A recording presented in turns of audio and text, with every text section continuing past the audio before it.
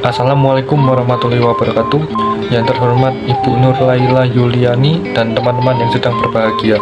Kami dari kelompok 5 ingin menjelaskan tentang pengukuran kinerja pemerintah Impres nomor 7 tahun 1999 tentang Sakib dan Lakib. Dan kelompok kami beranggotakan saya sendiri, Muhammad Fahri Santoso, MDM 0032, Dwi Wahyu Aryani 0042, Syarifah Lailatul Husna 0042, Dea Etika Nindira 0050, Valentino Rizky Fauzi Putra 0059, dan yang terakhir Kurnia Desi Murtiningsih 0064. Slide pertama menjelaskan tentang pengertian sakib dan lakib. Akuntabilitas kinerja instansi pemerintah atau bisa disebut dengan akib adalah perwujudan kewajiban suatu instansi pemerintah untuk mempertanggungjawabkan keberhasilan dan kegagalan pelaksanaan misi organisasi dalam pencapaian sasaran dan tujuan yang telah ditetapkan melalui sistem pertanggungjawaban secara periodik. Dan sistem akuntabilitas kinerja instansi pemerintah atau bisa disebut sakib adalah instrumen yang digunakan instansi pemerintah dalam memenuhi kewajiban untuk mempertanggungjawabkan keberhasilan dan kegagalan pelaksanaan misi organisasi. Terdiri dari berbagai komponen yang merupakan satu kesatuan, yaitu perencanaan strategik, perencanaan kinerja, pengukuran kinerja, dan pelaporan kinerja. Lakib adalah dokumen yang berisi gambaran perwujudan akib yang disusun secara sistematik dan melembaga. Slide selanjutnya adalah perencanaan strategik. Perencanaan strategik merupakan langkah awal yang dilakukan instansi pemerintah agar dapat menjawab tuntunan lingkungan strategik lokal, nasional, dan global, serta tetap dalam tatanan sistem administrasi negara kesatuan Republik Indonesia. Komponen rencana strategik terdiri atas visi, misi, tujuan, sasaran, dan strategik. Akan menjelaskan komponen rencana strategi. Yang pertama, visi. Visi merupakan gambaran mengenai keadaan masa depan yang berisi seperti cita-cita yang ingin diwujudkan oleh instansi pemerintah. 2. Misi. Misi merupakan sesuatu yang harus dilaksanakan oleh pemerintah yang sebagai penjabaran visi yang telah direncanakan. 3. Tujuan. Tujuan merupakan sesuatu yang akan dihasilkan dalam jangka waktu 1 sampai dengan 5 tahunan. 4. Sasaran merupakan hasil yang ditentukan sebagai nyata oleh pemerintah dalam rumusan yang lebih spesifik, terukur dalam kurun waktu yang lebih pendek dari tujuan. Yang kelima yaitu strategi. Strategi merupakan mencapai tujuan dan sasaran yang dijabarkan ke dalam kebijakan dan program. Yang pertama itu kebijakan. Kebijakan di dasarnya merupakan ketentuan-ketentuan yang telah ditetapkan oleh yang berwenang untuk dijadikan pedoman, pegangan, maupun petunjuk dalam pengembangan dan pelaksanaan maupun kegiatan guna yang dicapai kelancaran dan dalam mewujudkan sasaran, tujuan, visi, misi oleh pemerintah. Yang B, program merupakan kumpulan kegiatan yang sistematis dan terpadu untuk mendapatkan hasil yang dilaksanakan oleh satu maupun beberapa instansi pemerintah dalam rangka kerjasama dengan masyarakat guna mencapai sasaran tertentu. Yang kedua, perencanaan kinerja. Perencanaan kinerja merupakan proses penyusunan rencana kinerja dan tujuan dan program yang diidentifikasi dalam rencana strategi yang akan dilaksanakan oleh instansi pemerintah melalui berbagai kegiatan tahunan. Penyusunan rencana kinerja yang dilakukan seiring dengan agenda penyusunan dan kebijakan anggaran yang merupakan komitmen bagi instansi untuk mencapainya dalam tahun tertentu. Sebelumnya, perkenalkan, nama saya Syarifah Lailatul Husna, NPM 200102004043. Di sini saya akan melanjutkan materi tentang komponen rencana kinerja. Yang pertama yaitu sasaran. Sasaran yang disebutkan rencana kinerja ini adalah sasaran sebagaimana dimuat dalam dokumen Renstra. Selanjutnya, diidentifikasi sasaran mana yang akan diwujudkan pada tahun yang bersangkutan beserta indikator dan rencana tingkat capaiannya. Yang kedua, ada program. Program yang ditetapkan adalah program yang berada dalam lingkup kebijakan yang diberikan seperti yang dijelaskan dalam dokumen rencana strategik. Selain itu, diidentifikasi dan ditetapkan secara jelas program-program yang akan dilaksanakan pada tahun yang bersangkutan guna mencapai sasaran yang telah ditetapkan. Yang ketiga, ada kegiatan. Kegiatan adalah tindakan nyata selama jangka waktu tertentu yang dilakukan oleh instansi pemerintah sesuai dengan kebijakan dan program yang telah ditetapkan dengan memanfaatkan sumber daya yang tersedia untuk mencapai sasaran dan tujuan tertentu. Yang keempat, ada indikator kinerja kegiatan. Indikator adalah ukuran kuantitatif dan kualitatif yang menggambarkan seberapa baik suatu kegiatan yang telah ditetapkan.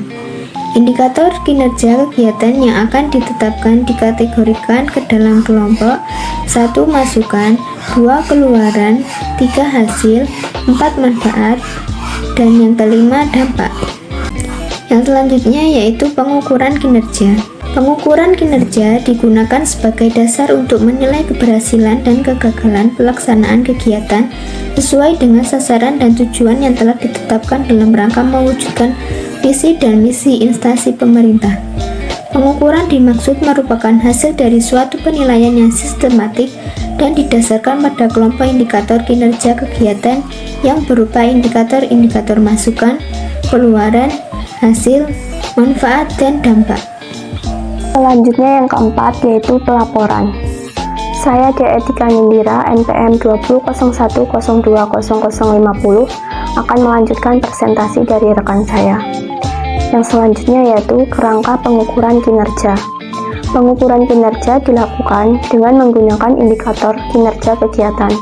Pengukuran ini dilakukan dengan memanfaatkan data kinerja. Data kinerja lazimnya dapat diperoleh melalui dua sumber, yaitu yang pertama, data internal, berasal dari sistem informasi yang diterapkan pada instansi. Yang kedua, data eksternal, yang berasal dari luar instansi. Pengumpulan data kinerja untuk indikator kinerja kegiatan yang terdiri dari indikator-indikator masukan, keluaran, dan hasil dilakukan secara terencana dan sistematis setiap tahun untuk mengukur kehematan, efektivitas, efisiensi, dan kualitas pencapaian sasaran. Sedangkan pengumpulan data kinerja untuk indikator manfaat dan dampak dapat diukur pada akhir periode selesainya suatu program atau dalam rangka mengukur pencapaian tujuan-tujuan instansi pemerintah. Evaluasi kinerja. Berdasarkan hasil-hasil perhitungan formulir PKK, dilakukan evaluasi terhadap pencapaian setiap indikator kinerja kegiatan untuk memberikan penjelasan lebih lanjut tentang hal-hal yang mendukung keberhasilan dan kegagalan pelaksanaan suatu kegiatan. Evaluasi bertujuan agar diketahui pencapaian realisasi, kemajuan, dan kendala yang dijumpai dalam rangka pencapaian misi, agar dapat dinilai dan dipelajari guna perbaikan pelaksanaan program atau kegiatan di masa yang akan datang. Analisis akuntabilitas. Analisis tersebut meliputi uraian keterkaitan pencapaian kinerja kegiatan dengan program dan kebijakan dalam mewujudkan sasaran, tujuan, dan misi serta visi sebagaimana ditetapkan dalam rencana strategik. Pencapaian dalam analisis ini perlu pula dijelaskan perkembangan kondisi pencapaian, sasaran, dan tujuan secara efisien dan efektif, sesuai dengan kebijakan, program, dan kegiatan yang telah ditetapkan Analisis tersebut dilakukan dengan menggunakan informasi atau data yang diperoleh secara lengkap dan akurat, dan bila memungkinkan dilakukan pula evaluasi kebijakan untuk mengetahui ketepatan dan efektivitas baik kebijakan itu sendiri maupun sistem dan proses pelaksanaannya. Setiap instansi pemerintah berkewajiban untuk menyiapkan dan menyusun dan menyampaikan laporan kinerja secara tertulis, periodik, dan melembaga. Laporan kinerja ini dimaksudkan untuk mengkomunikasikan capaian kinerja instansi pemerintah dalam suatu tahun anggaran yang dikaitkan dengan proses pencapaian tujuan dan sasaran instansi pemerintah. Instansi pemerintah yang bersangkutan harus mempertanggungjawabkan dan menjelaskan keberhasilan dan kegagalan tingkat kinerja yang dicapainya. Laporan kinerja oleh instansi pemerintah ini kemudian dituangkan dalam dokumen laporan akuntabilitas kinerja instansi pemerintah atau LAKIP. LAKIP dapat dikategorikan sebagai laporan rutin karena paling tidak disusun dan disampaikan kepada pihak-pihak yang berkepentingan setahun sekali. Penanggung jawab penyusunan LAKIP. Penanggung jawab penyusunan LAKIP adalah pejabat yang secara fungsional bertanggung jawab melakukan dukungan administratif di instansi masing-masing. Pimpinan instansi sebagaimana tersebut dalam Inpres nomor 7 tahun 1999 dapat menentukan tim kerja yang bertugas membantu penanggung jawab LAKIP di instansinya masing-masing dengan mengacu pada pedoman ini. Prinsip-prinsip LAKIP. 1. Prinsip lingkup pertanggungjawaban. Prinsip lingkup pertanggungjawaban yaitu hal-hal yang dilaporkan harus bersifat proporsional dengan lingkup kewenangan dan tanggung jawab masing-masing dan memuat baik mengenai kegagalan maupun keberhasilan yang ada. 2. Prinsip prioritas. Prinsip prioritas yaitu sebuah prinsip yang dilaporkan adalah hal-hal yang penting dan relevan bagi pengambilan keputusan dan pertanggungjawaban instansi yang diperlukan untuk upaya-upaya tindak selanjutnya untuk mengatasi suatu problematika yang ada. Kemudian 3. Prinsip manfaat. Prinsip manfaat yaitu manfaat laporan harus lebih besar daripada biaya penyusunannya dan laporan harus mempunyai manfaat bagi peningkatan pencapaian kerja suatu instansi. Format isi LAKIP. Format LAKIP ini dimaksudkan untuk mengurangi perbedaan isi dan cara penyajian yang dimuat dalam LAKIP, sehingga memudahkan pembandingan ataupun evaluasi akuntabilitas yang harus dilakukan.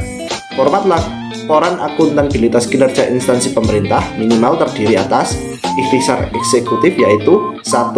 Pendahuluan, 2. Rencana strategik atau rencana strategik dan rencana kinerja, 3. Akuntabilitas kinerja, 4. Penutup, serta lampiran-lampiran. Saya Kurnia Desi Murtiningsih, NPM 20.01020064 akan melanjutkan presentasi yang selanjutnya, yaitu mengenai waktu penyampaian LAKIP.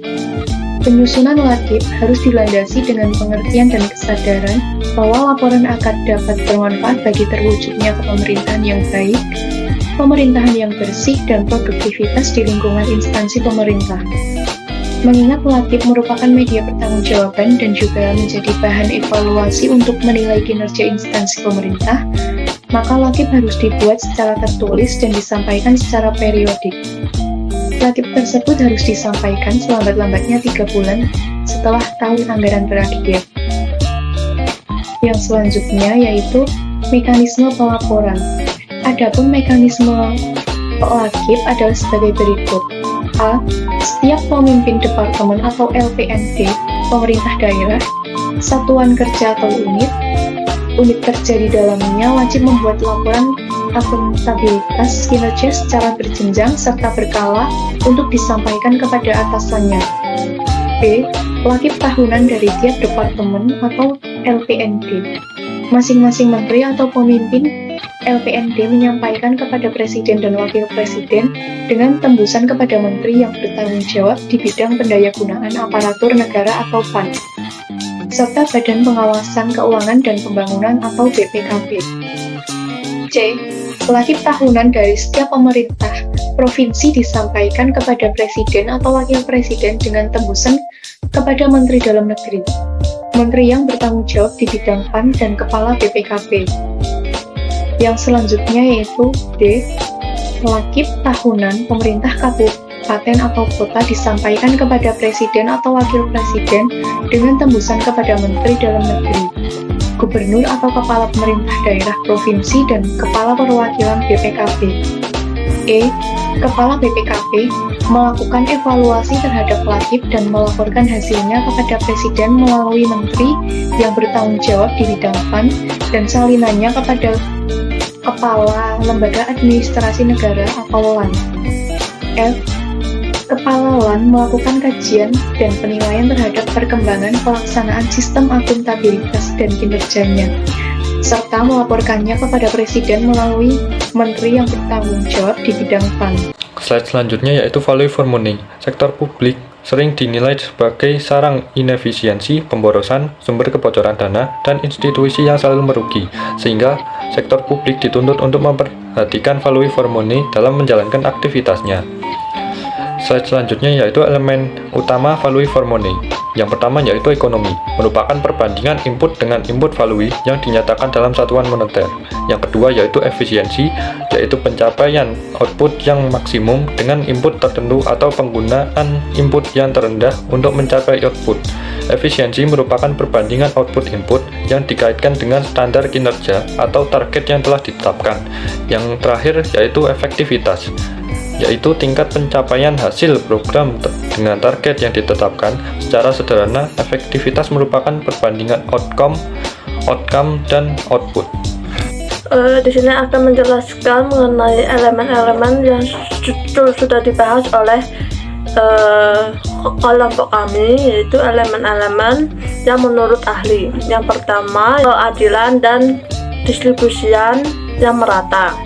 Yang pertama, keadilan merupakan yang mengacu adanya kesempatan sosial yang sama untuk mendapatkan pelayanan publik yang berkualitas dan kesejahteraan ekonomi. Yang kedua, distribusian yang merata, yang artinya penggunaan uang publik hendaknya tidak hanya berkonsentrasi melalui kelompok tertentu saja, melainkan dilakukan yang merata.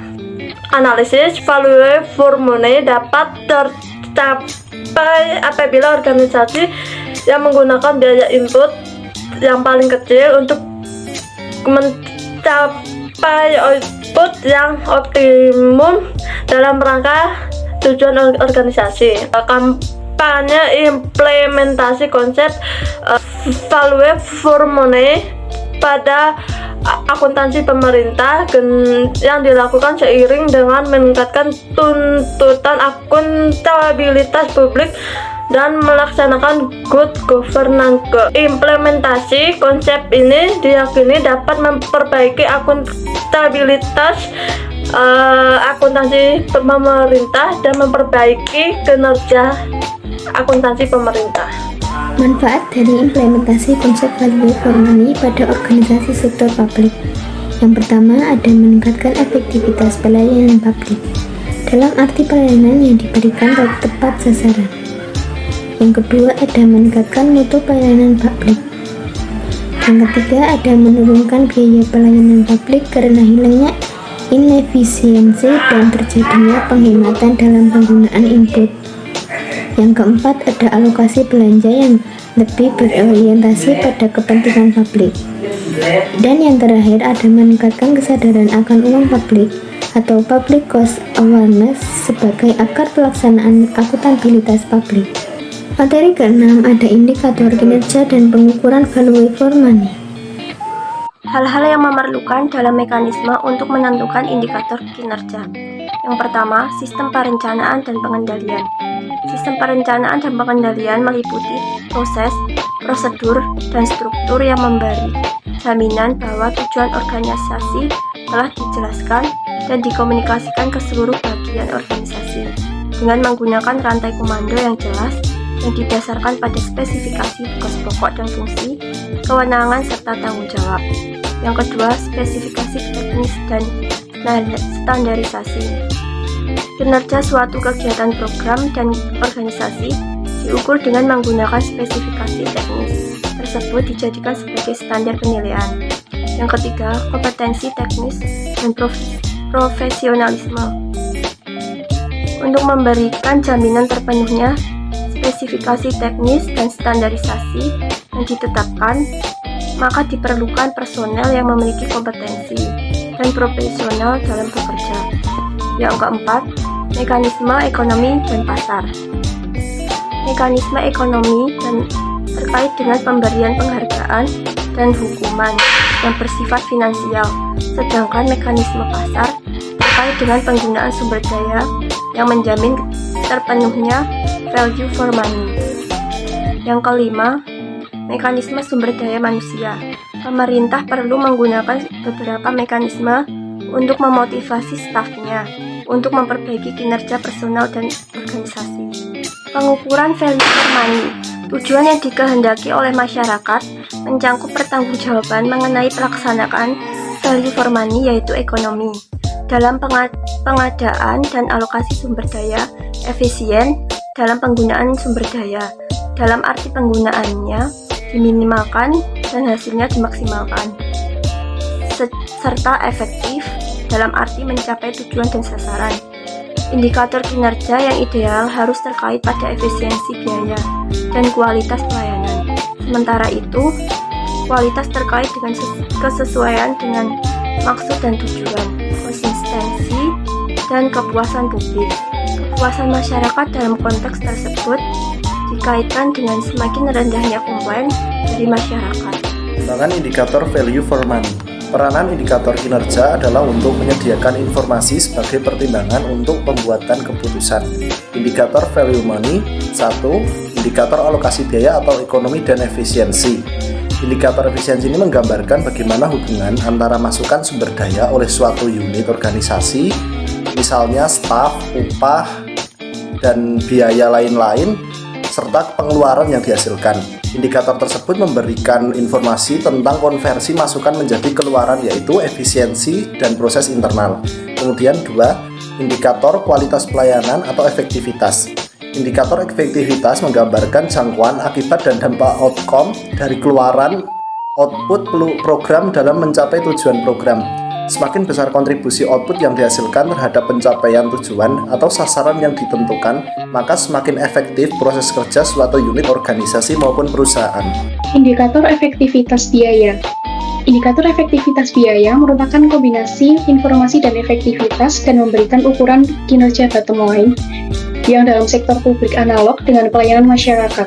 Indikator efisiensi dan efektivitas hari digunakan secara bersamaan, karena satu pihak mungkin pelaksanaannya sudah dilakukan secara ekonomis dan efisien, akan tetapi output yang dihasilkan tidak sesuai dengan target yang diharapkan. Yang selanjutnya yaitu langkah-langkah pengukuran value of money. Langkah-langkah yang pertama yaitu pengukuran ekonomi. Pengukuran efektivitas hanya memperhatikan keluaran yang didapat, sedangkan pengukuran ekonomi hanya mempertimbangkan masukan yang dipergunakan. Ekonomi merupakan ukuran yang relatif. Langkah yang kedua yaitu pengukuran efisiensi. Efisiensi diukur dengan rasio antara output dan input. Semakin besar output dibanding dengan input, maka semakin tinggi tingkat efisiensi suatu organisasi. Rasio efisiensi tidak hanya dinyatakan dalam bentuk absolut, tetapi dalam bentuk relatif. Karena efisiensi diukur dengan membandingkan keluaran dan masukan, maka perbaikan efisiensi dapat dilakukan dengan cara yang pertama, yaitu meningkatkan output pada tingkat input yang sama. 2. Meningkatkan output dalam proporsi yang lebih besar daripada proporsi peningkatan input. 3. Menurunkan input pada tingkatan output yang sama. Dan yang terakhir yaitu menurunkan input dalam proporsi yang lebih besar daripada proporsi penurunan output. Langkah yang selanjutnya yaitu pengukuran efektivitas. Efektivitas adalah ukuran berhasil tidaknya suatu organisasi mencapai tujuannya. Apabila suatu organisasi berhasil mencapai tujuan, maka organisasi tersebut dikatakan telah berjalan dengan efektif. Efektivitas hanya melihat apakah suatu program atau kegiatan telah mencapai tujuan yang telah ditetapkan. Langkah yang terakhir yaitu pengukuran outcome. Outcome adalah dampak suatu program atau kegiatan terhadap masyarakat. Peran outcome memiliki dua, yaitu peran retrospektif dan peran prospektif. Peran retrospektif terkait dengan penilaian kinerja masa lalu, sedangkan peran prospektif terkait dengan perencanaan kinerja di masa yang akan datang. Sebagai peran prospektif, pengukuran outcome digunakan untuk mengarahkan keputusan alokasi sumber daya publik. Analisis retrospektif memberikan bukti terhadap praktik yang baik. Bukti tersebut dapat menjadi dasar untuk menetapkan target di masa yang akan datang dan mendorong untuk menggunakan praktik yang terbaik. Terima kasih, sekian presentasi dari kelompok kami. Apabila ada kesalahan, kami mohon maaf. Terima kasih atas perhatiannya. Wassalamualaikum warahmatullahi wabarakatuh.